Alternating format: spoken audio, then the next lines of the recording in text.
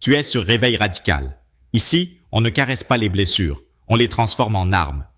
Ici, on ne te dit pas ce que tu veux entendre, on détruit ce qui t'endort. Si tu es encore là, c'est que quelque chose en toi refuse de rester faible, refuse de rester prisonnier du passé. Abonne-toi maintenant, reste jusqu'au bout, parce que ce qui va suivre n'est pas un simple discours. C'est un électrochoc mental réservé à ceux qui veulent reprendre le pouvoir sur leur vie. Réveil radical, c'est le lieu où les illusions meurent et où les consciences dominantes naissent. La meilleure vengeance envers ceux qui t'ont blessé n'est pas celle que tu crois. Ce n'est pas la colère. Ce n'est pas le conflit. Ce n'est pas la revanche spectaculaire que ton ego réclame la nuit quand tu repasses les scènes en boucle. La vraie douleur, celle qui te ronge, ne vient pas de ce qu'ils ont fait. Elle vient de ce qu'ils ont laissé en toi. Une trace, une faille, une voix intérieure qui doute, qui hésite, qui cherche encore réparation. Et tant que cette voix parle, il gagne. Même absent, il contrôle ton état d'esprit. Même silencieux, il dicte tes réactions. Voilà la vérité que peu acceptent. Ruminer, haïr, attendre des excuses, c'est rester sous l'emprise de ceux qui t'ont blessé. Regarde-toi honnêtement. Chaque fois que tu repenses à eux, ton énergie chute. Chaque fois que tu imagines ce que tu aurais dû dire ou faire, ton présent se vide. Tu crois te défendre, mais en réalité, tu te vides. Tu crois préparer une revanche, mais tu entretiens une prison mentale. La blessure devient ton identité. Et le monde ne respecte jamais quelqu'un qui se définit par ce qu'il a subi. Le monde respecte ceux qui transforment, ceux qui ne demandent plus justice, mais qui imposent leur évolution. La plupart des gens veulent que leur bourreau souffre. Ils veulent voir le regret dans leurs yeux, la peur dans leur voix. Mais ce désir est un piège. Parce que pour vouloir leur souffrance, tu dois rester connecté à eux. Tu dois leur accorder une place dans ton esprit. Tu dois leur donner du temps, de l'émotion, de l'importance. Et rien n'est plus humiliant que d'offrir ton énergie à quelqu'un qui t'a déjà pris assez. La véritable domination commence quand tu deviens inaccessible intérieurement. Quand ce qu'ils pensent, ce qu'ils font, ce qu'ils deviennent n'a plus aucun impact sur ta trajectoire. Il existe un moment précis où la vengeance change de forme. Ce moment où tu comprends que réussir pendant qu'ils te regardent n'est même plus suffisant. Parce que le regard des autres n'est pas la finalité. La finalité, c'est la paix froide, le calme tranchant, l'état où tu avances sans bruit, sans justification, sans besoin de reconnaissance. Là où ton progrès parle pour toi. Là où ton silence devient plus bruyant que tous les cris. Les gens qui t'ont blessé s'attendent à une chose, que tu restes marqué, que tu doutes encore, que tu te méfies, que tu te limites, que tu te retiennes. Ils ne s'attendent pas à ce que tu deviennes discipliné, structuré, implacable avec toi-même. Ils ne s'attendent pas à ce que tu transformes la douleur en précision. Et c'est là que quelque chose bascule. Parce que le jour où tu arrêtes de vouloir leur prouver quoi que ce soit, tu commences enfin à te construire pour de vrai. Mais il y a une étape que peu franchissent, une étape inconfortable, brutale, silencieuse. Celle où tu dois décider si ta blessure sera ton excuse ou ton carburant. Et cette décision change tout. Parce que si tu choisis le carburant, alors ta vengeance ne sera plus émotionnelle. Elle deviendra stratégique, froide, patiente. Car une vengeance stratégique ne cherche pas à faire du bruit, elle cherche à produire des résultats. À partir du moment où tu comprends cela, ton regard change. Tu ne te demandes plus comment les atteindre, tu te demandes comment t'élever. Tu ne consumes plus ton énergie à imaginer leur chute, tu l'investis dans ta construction. Chaque heure passée à t'améliorer devient une heure où ils perdent définitivement toute influence sur toi. Et c'est là que la blessure cesse d'être un poison pour devenir une discipline. La plupart des gens échouent ici parce qu'ils confondent guérison et confort. Ils veulent se sentir mieux sans devenir meilleurs. Ils veulent la paix sans l'effort. Mais la paix véritable ne vient pas de l'oubli. Elle vient de la maîtrise. Tu ne domines pas ce qui t'a blessé en l'effaçant. Tu le domines en devenant tellement solide que cela ne peut plus t'atteindre. C'est une force silencieuse, presque invisible, mais absolument implacable. Et cette force se forge dans les habitudes quotidiennes, pas dans les discours inspirants. Chaque matin où tu te lèves avec un plan clair, chaque jour où tu respectes une promesse faite à toi-même, chaque fois que tu choisis la rigueur plutôt que l'auto-apitoiement, tu écris une ligne de ta revanche. Une revanche que personne ne peut t'enlever parce qu'elle ne dépend de personne.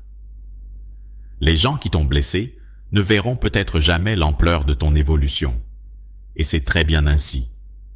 Parce que la meilleure victoire n'a pas besoin de témoins.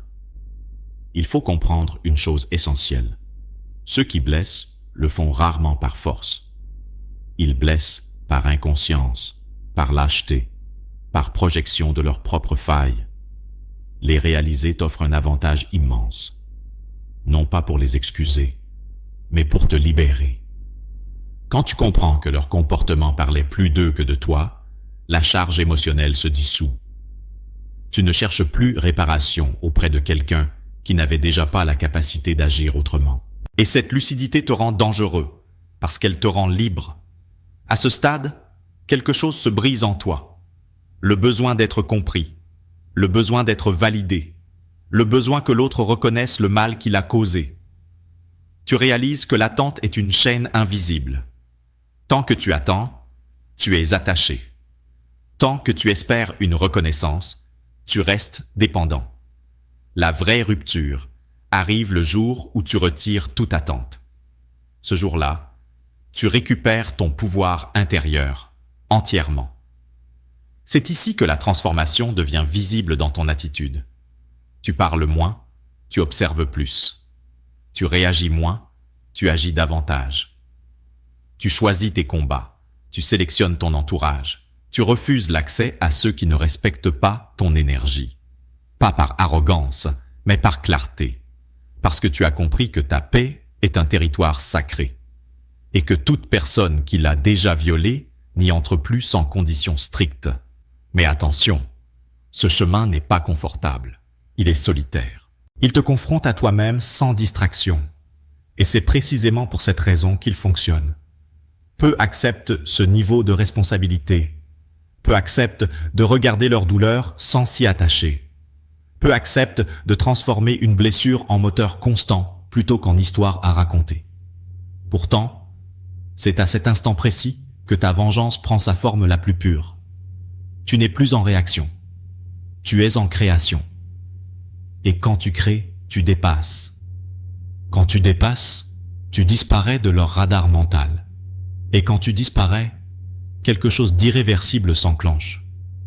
Parce que disparaître de leur radar, ce n'est pas fuir, c'est prendre de l'altitude.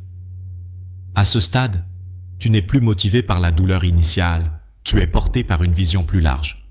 Tu avances non pas pour prouver, mais pour incarner. Et c'est là que la meilleure vengeance atteint son sommet. Quand ta vie devient si alignée, si dense, si maîtrisée, que ceux qui t'ont blessé ne pourraient plus jamais t'atteindre, même s'ils le voulaient. Ils restent bloqués dans l'ancien monde pendant que toi, tu as changé de dimension. Tu comprends alors que la vraie revanche n'est pas émotionnelle, elle est existentielle. Elle se voit dans ta posture, dans ton regard, dans ta manière de parler peu mais juste, dans ta capacité à rester calme là où d'autres explosent. Tu n'as plus besoin de raconter ton histoire, elle se lit dans tes résultats. Tu n'as plus besoin de te défendre, ta cohérence te protège. Tu n'as plus besoin de t'expliquer, ton silence impose le respect. Et ce respect n'est pas demandé, il est subi. Les gens qui t'ont blessé vivent souvent dans le chaos intérieur. Ils avancent sans direction, répètent les mêmes schémas, sabotent leurs relations, leurs projets, leur paix. Toi, pendant ce temps, tu construis. Lentement, méthodiquement, sans spectacle. Tu développes ton corps, ton esprit, ta valeur, ton indépendance. Et un jour, sans annonce, sans confrontation, l'écart devient évident. Pas besoin de comparaison, pas besoin de revanche directe. L'écart parle, l'écart tranche. L'écart clôt définitivement le chapitre. C'est ici que tu réalises quelque chose de brutalement libérateur. Tu n'as jamais eu besoin qu'il souffre. Tu avais besoin de grandir. Tu n'avais pas besoin qu'il s'excuse. Tu avais besoin de te respecter. Tu n'avais pas besoin qu'il reconnaisse ta valeur. Tu avais besoin de l'incarner pleinement. Et quand cette incarnation est totale, il n'y a plus de place pour la rancune.